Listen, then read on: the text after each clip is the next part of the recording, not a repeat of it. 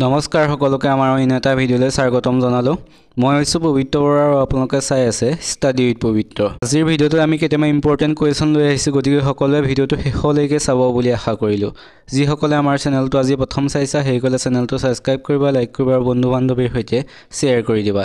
তেন্তে বেছি দেৰি নকৰি আজি কুৱেশ্যনসমূহৰ মাজলৈ যাব বিচাৰিছোঁ। আজিৰ প্ৰথম কুৱেশ্যনটো তোমালোকৰ বাবে ৰখা হৈছে। ইয়াৰ উত্তৰটো কি হয় সকলোৱে কমেণ্ট কৰি জনাব। এই কুৱেশ্যনটোত দিছে, তলৰ কোনটো শোধনাগাৰক অসম চুক্তিৰ শোধনাগাৰ হিচাপে জনা যায়? তলৰ কোনটো শোধনাগাৰ অসম চুক্তিৰ ফলত স্থাপিত হৈছিল সুধিছে। ইয়াৰ অপশ্যনত দিছে নুমলীগড়, বঙাইগাঁও, ডিগবৈ, নুনমাটি।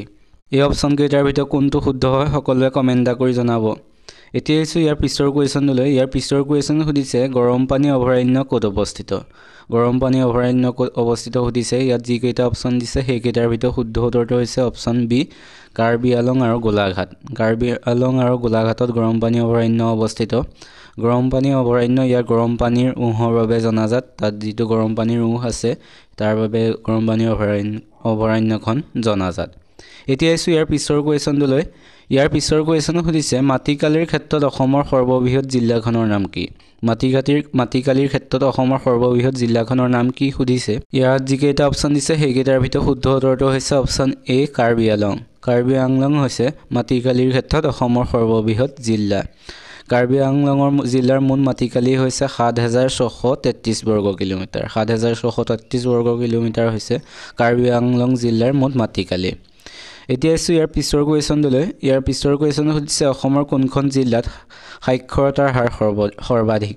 অসমৰ কোনখন জিলাত সাক্ষৰতাৰ হাৰ সৰ্বাধিক সুধিছে। ইয়াত যিকেইটা অপশ্যন দিছে সেইকেইটাৰ ভিতৰত শুদ্ধ উত্তৰটো হৈছে অপশ্যন চি, কামৰূপ মহানগৰ। কামৰূপ মহানগৰ জিলাত অসমৰ সাক্ষৰতাৰ হাৰ সৰ্বাধিক। 2011 চনৰ তথ্য অনুসৰি কামৰূপ মহানগৰ জিলাৰ সাক্ষৰতাৰ হাৰ হৈছে 88.71%।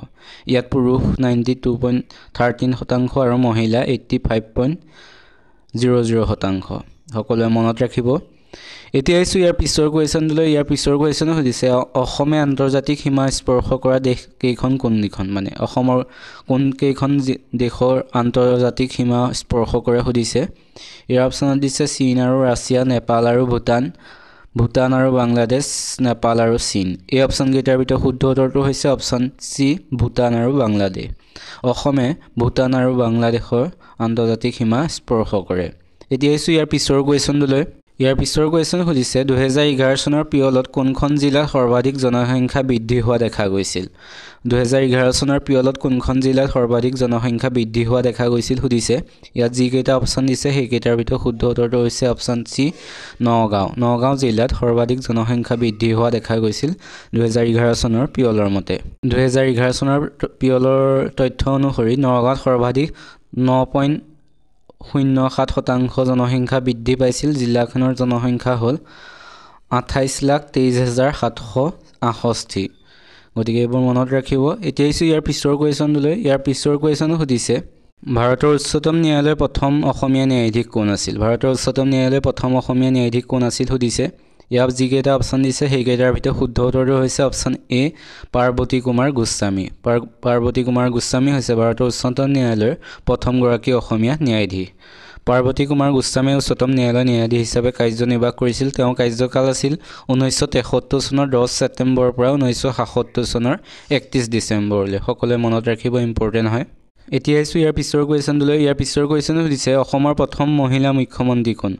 অসমৰ প্ৰথম মহিলা মুখ্যমন্ত্ৰী কোন সুধিছে। ইয়াত যিকেইটা অপশ্যন দিছে সেইকেইটাৰ ভিতৰত শুদ্ধ উত্তৰটো হৈছে অপশ্যন বি, আনোৱাৰা টাইমুৰ। আনোৱাৰা টাইমুৰ হৈছে অসমৰ প্ৰথম মহিলা মুখ্যমন্ত্ৰী। আনোৱাৰা টাইমুৰ হ'ল অসমৰ প্ৰথম মহিলা মুখ্যমন্ত্ৰী। তেওঁ 1980 চনৰ 12 ডিচেম্বৰৰ পৰা 1981 চনৰ 30 জুনলৈ চমু কাৰ্যকালৰ বাবে মুখ্যমন্ত্ৰীৰূপে কাৰ্যনিৰ্বাহ কৰিছিল। সকলোৱে মনত ৰাখিব। এতিয়া আহিছোঁ ইয়াৰ পিছৰ কুৱেশ্যনটোলৈ। ইয়াৰ পিছৰ কুৱেশ্যন সুধিছে, অসমৰ প্ৰথম ICS বিষয়া কোন? অসমৰ প্ৰথম ICS বিষয়া কোন সুধিছে। ইয়াৰ অপশ্যনত দিছে আনন্দৰাম বৰুৱা, মহিদুল ইছলাম বৰা, শৰৎ ফুকন, সোণমণি বৰা। এই অপশ্যনকেইটাৰ ভিতৰত শুদ্ধ উত্তৰটো হৈছে অপশ্যন এ, আনন্দৰাম বৰুৱা। আনন্দৰাম বৰুৱা হৈছে অসমৰ প্ৰথম ICS বিষয়া। এতিয়া আহিছোঁ ইয়াৰ পিছৰ কুৱেশ্যনটোলৈ। ইয়াৰ পিছৰ কুৱেশ্যনটো সুধিছে, অসমত কেইখন ৰাষ্ট্ৰীয় উদ্যান আছে? অসমত কেইখন ৰাষ্ট্ৰীয় উদ্যান আছে সুধিছে। ইয়াৰ অপশ্যনত দিছে 15খন 14খন 7খন 6খন এই অপশ্যন কেইটাৰ ভিতৰত শুদ্ধ উত্তৰটো হৈছে অপশ্যন চি 7খন অসমত 7খন ৰাষ্ট্ৰীয় উদ্যান আছে সেইকেইখন হৈছে ডিব্ৰু-চৈখোৱা ৰাষ্ট্ৰীয় উদ্যান কাজিৰঙা ৰাষ্ট্ৰীয় উদ্যান মানাহ ৰাষ্ট্ৰীয় উদ্যান নামেৰি ৰাষ্ট্ৰীয় উদ্যান দিহিং পাটকাই ৰাষ্ট্ৰীয় উদ্যান ৰায়মনা ৰাষ্ট্ৰীয় উদ্যান আৰু ওৰাং ৰাষ্ট্ৰীয় উদ্যান এই 7খন ৰাষ্ট্ৰীয় উদ্যান অসমত আছে সকলোৱে মনত ৰাখিব এতিয়া হৈছে ইয়াৰ পিছৰ কুৱেশ্যনটোলৈ ইয়াৰ পিছৰ কুৱেশ্যনটো সুধিছে অসমৰ প্ৰথম চলচ্চিত্ৰ নিৰ্মাতা কোন অসমৰ প্ৰথম চলচ্চিত্ৰ নিৰ্মাতা কোন সুধিছে ইয়াত যিকেইটা অপশ্যন দিছে সেইকেইটাৰ ভিতৰত শুদ্ধ উত্তৰটো হৈছে অপশ্যন বি জ্যোতিপ্ৰসাদ আগৰৱালা জ্যোতিপ্ৰসাদ আগৰৱালা হৈছে অসমৰ প্ৰথম চলচ্চিত্ৰ নিৰ্মাতা 1935 চনত জ্যোতিপ্ৰসাদ আগৰৱালাই প্ৰথম অসমীয়া চলচ্চিত্ৰ জয়মতী নিৰ্মাণ কৰিছিল 1935 চনত এইটো কুৱেশ্যন অহা দেখা নাই জয়মতী কিমান চনত মুক্তি লাভ কৰিছিল সকলোৱে মনত ৰাখিব 1935 চনত আৰু তাৰ পিছত তেওঁ নিৰ্মাণ কৰিছিল ইন্দ্ৰমালতী এতিয়া আহিছোঁ আজিৰ শেষৰ কুৱেশ্যনটোলৈ আজি শেষৰ কুৱেশ্যন সুধিছে পৰাগ উৎসৱ কোনটো জনগোষ্ঠীয়ে উদযাপন কৰে পৰাগ উৎসৱ কোনটো জনগোষ্ঠীয়ে উদযাপন কৰে সুধিছে ইয়াৰ অপশ্যন দিছে কাৰ্বি ৰাভা বড়ো মিচিং এই অপশ্যনকেইটাৰ ভিতৰত শুদ্ধ উত্তৰটো হৈছে অপশ্যন ডি মিচিংসকলে পৰাগ উৎসৱটো পালন কৰে কৃষি কৰ্মৰ পাছত মিচিংসকলে 5 দিনীয়াকৈ পৰাগ উৎসৱ উদযাপন কৰে আজিৰ ভিডিঅ'টো চাই কেনেকুৱা পালে সকলোৱে কমেণ্ট কৰি জনাব যিসকলে চেনেলটো ভাল পালে সেইসকলে চেনেলটো ছাবস্ক্ৰাইব কৰিব লাইক কৰিব আৰু লগৰ বন্ধু বান্ধৱীৰ সৈতে শ্বেয়াৰ কৰি দিব আজিলৈ ভিডিঅ'টো ইমানেই ধন্যবাদ